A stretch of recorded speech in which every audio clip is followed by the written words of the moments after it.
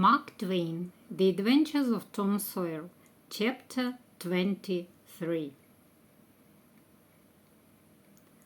Let's return to Tom and Becky on the day of the picnic. They walked along the cave together with the other children. Then they played hide and seek for some time. After that they went down a long corridor. They talked and didn't notice that they were now in the different part of the cave.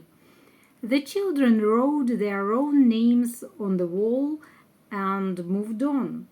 They used candle to make marks on the wall so that they could find their way back. In one place they found a large room full of beautiful crystals. Then they found a large lake.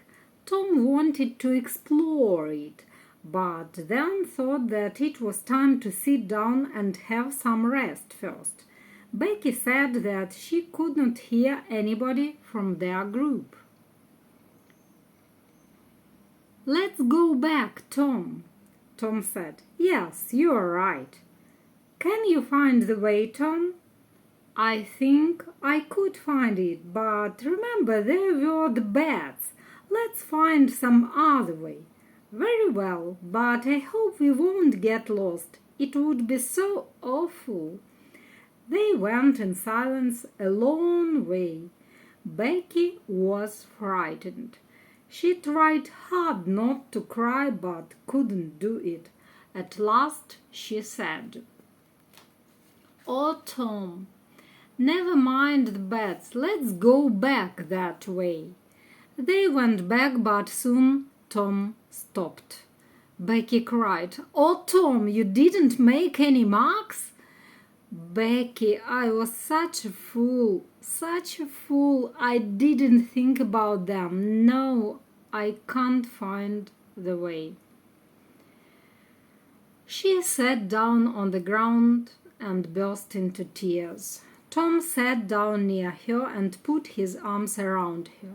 He asked her to be brave, and she said she would try to get up and follow him. So they moved on again. Soon Becky was so tired that she had to sit down. After a short rest they stood up and went on along the corridors of the cave.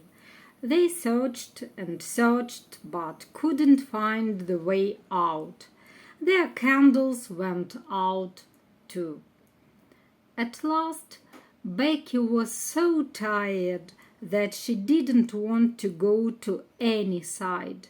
She sat near a small spring of cold water waiting for Tom with a string tied on her hand. 3 days passed, and people of the town understood that the children could not be found. Only Judge Thatcher and his men continued searching the cave. Mrs. Thatcher was ill. Aunt Polly's gray hair became white, but at last they were found. To be continued.